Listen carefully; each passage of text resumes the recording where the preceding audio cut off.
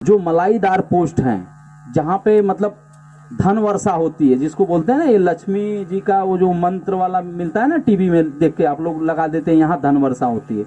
ये तो आपको बहकाया जाता है। धन वर्षा तो वहां होती है जहां आप पहुंच ही नहीं पाते हैं, न आपको मालूम है। तो बाबा साहब ने कहा संघर्ष करो, उस अधिकार को पाने के लिए संघर्ष करो। तो संघर्ष कब करेंगे? जब आप शिक्षित बनेंगे, संगठित रहेंगे, तब तो आप संघर्ष कर पाएंगे।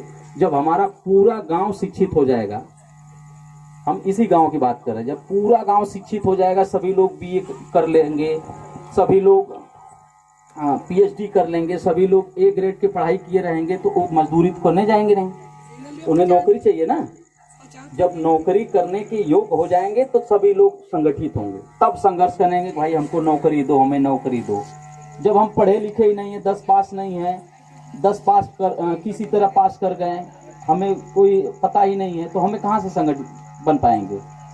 और जो हमारे समाज के बच्चे पढ़ने लिखने में तेज होते हैं, जैसे हमारे बगल में ही अभी बैठे थे प्रदीप भाई यहीं पे बैठे थे ना, हमारे सपाटी रहे हैं, हमारे साथ 12 में पढ़े हैं, हमारे साथ विद्यापीठ में बीकॉम भी किए हैं। लेकिन हम सुनते हैं कि प्रदीप भाई इस समय होल्डिंग का काम करते हैं। प्रदीप भाई, अब सोचिए कि आपके गांव का एक लड़का, गरीब लड़का, गांव से निकलकर यूनिवर्सिटी में पहुंचा और यूनिवर्सिटी से वापस आके फिर वही गांव का काम करने लगा। तो वो उसके लिए बुरा नहीं है, ये गांव के लिए बुरा है। ये गांव वाले गांव की प्रतिभा को नहीं समझ पाए। अगर उस प्रदीप भाई को गांव के लोगों ने, जैसे चंदा लगा के दुर्गा पूजा करते हैं, चंदा लगा के कोई होम करते हैं, भंडारा करते हैं, ये भी कार्यक्रम आप चंदा लगा के किए होंगे।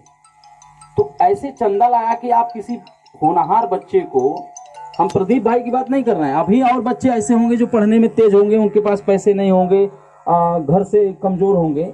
अगर आप पैसे लगा के, चंदा लगा के, संगठित होके अगर उस बच्चे को आप पढ़ाएंगे, एक बच्चा आगे जाएगा तो कई बच्चों को खींच के ले जाएगा। वो खुद सोचेगा कि नहीं, हम पढ़े लिखे हैं, हम तेज हैं, हमें गांव वालों ने आगे बढ़ाया, तो हमें गांव के लोगों को आगे बढ़ाना चाहिए। सोचेगा कि नहीं सोचेगा? लेकिन हमारे गांव के लोग क्या करते हैं, आप ही गांव के नहीं, सबकी गांव की बात मैं कर रहा हूँ। हमारे गांव के लोग भोग भंडारा कर देंगे, सब कुछ कर देंगे, लेकिन शिक्षा के नाम पर कभी चंदा नहीं देंगे। हमारे 2 भाई बैठे हैं, ये दोनों लोग लगातार गरीब बच्चों को निःशुल्क शिक्षा दे रहे हैं, आपके गांव के ही बच्चों को शिक्षा दे रहे हैं। कुछ लोग कहते होंगे इसको कहीं से पैसा मिलता होगा, या कहीं से इसका सिस्टम बन गया होगा इसलिए पढ़ा रहा होगा। लोग